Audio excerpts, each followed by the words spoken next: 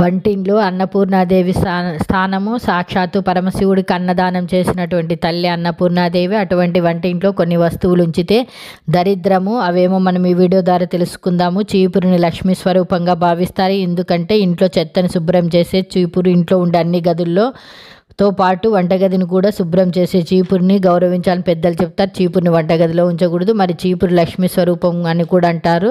వంటింట్లో ఎందుకు పెట్టుకోకూడదంటే వంటగదిలో అన్నపూర్ణాదేవి అలుగుతుందట. వంటగదిలో ధాన్యలక్ష్మి ఉండే చోటు అంటే బియ్యం పప్పు వంటింట్లో ఉంచుకుంటాం కదా, అందుకే ధాన్యలక్ష్మి ఉండే చోటు చీపురిని శనేశ్వరుడు ఆయుధాల్లో ఒకటిగా చెప్తారు. అస్సలు చీపురిని వంటింట్లో ఉంచుకోకూడదు. అలా ఉంచితే ఇంట్లో ధాన్య విలువలు కూడా తగ్గిపోతాయి.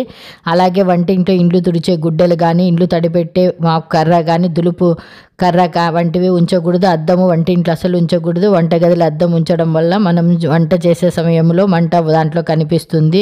అటువంటి వంటింట్లో కష్టాలు, అద్దం ఉంటే వంటింట్లో కష్టాలు ఎప్పటికీ తీరవని అంటున్నారు. అట్లా ఇంట్లో పొరపాటును కూడా మెడిసిన్స్ పెట్టుకోకూడదు. వంటింట్లో అలా చేయడం వల్ల ఇంట్లో నెగిటివ్ ఎనర్జీ వస్తుంది. అనారోగ్యము ఇబ్బందులు కలిగే అవకాశం ఉంది. చాలామంది కక్కుర్తో వంటింట్లో వాడే వంట పాత్రలు లేదా ఇతర వస్తువులు పాడైపోయినా, విరిగిపోయినా, రంధ్రాలు పడినా వాటిని అట్లే ఉంచుకుంటారు. అలా ఉంచకూడదు. అలా ఉంచుకుంటే దరిద్రము. ఇంట్లో వంటింట్లో అస్సలు ఉంచకూడదు. ఈ వీడియో నచ్చితే తప్పకుండా లైక్ చేయండి, షేర్ చేయండి.